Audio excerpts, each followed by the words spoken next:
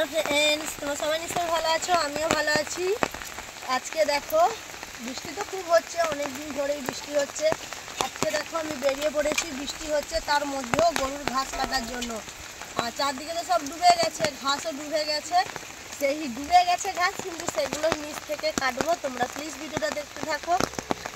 চলো কোথায় ঘাস কাটি তোমাদেরকে দেখাবো, আর কতটা কি ডুবে গেছে সেটাও তোমাদেরকে দেখাই।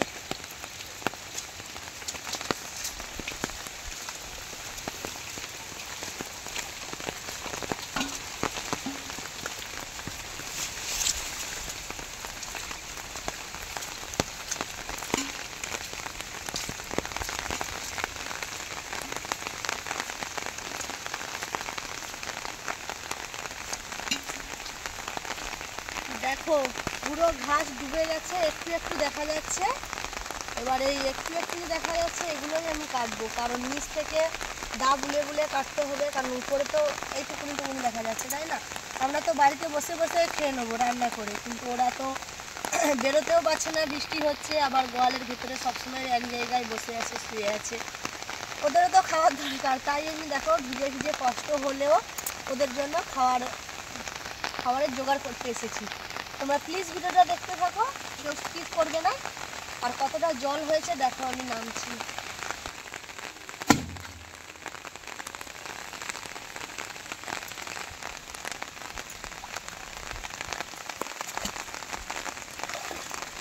ওরে বাবা, কি জল দেখো।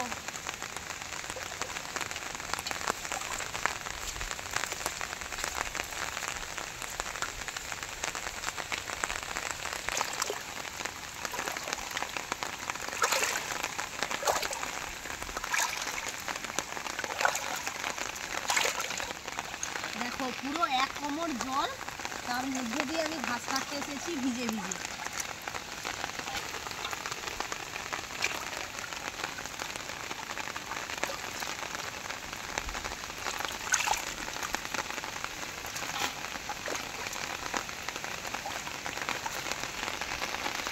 এখনো বৃষ্টি থামার কোনো লক্ষণ নেই দেখা যাচ্ছে, কিন্তু মানে এখনই এক কোমর জল, এখানে থাকে এক উঁচু জল, কিন্তু হয়ে গেছে এক কোমর। তার মানে এখনো বৃষ্টি থামছে না। এবার কী হবে মানে বুঝে আমার খুব মুশকিল, বাড়িতে না জল উঠে যায়।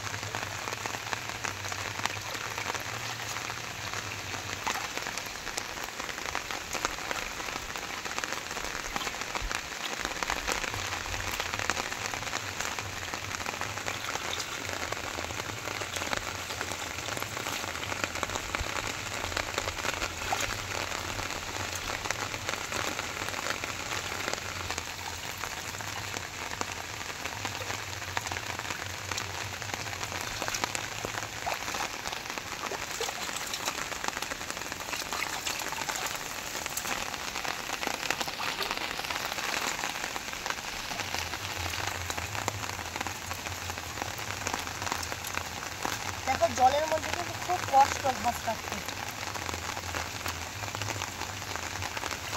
কারণ দাঁত জলের নিচ দিয়ে কাটতে হচ্ছে এরকম।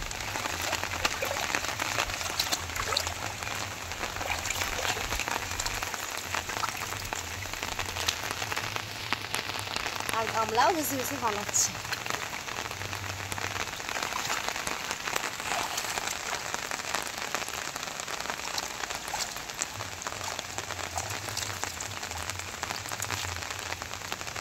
বড় বড় ঘাস সব ডুবে গেল, আর ডুবে গিয়ে সব পচে যাবে।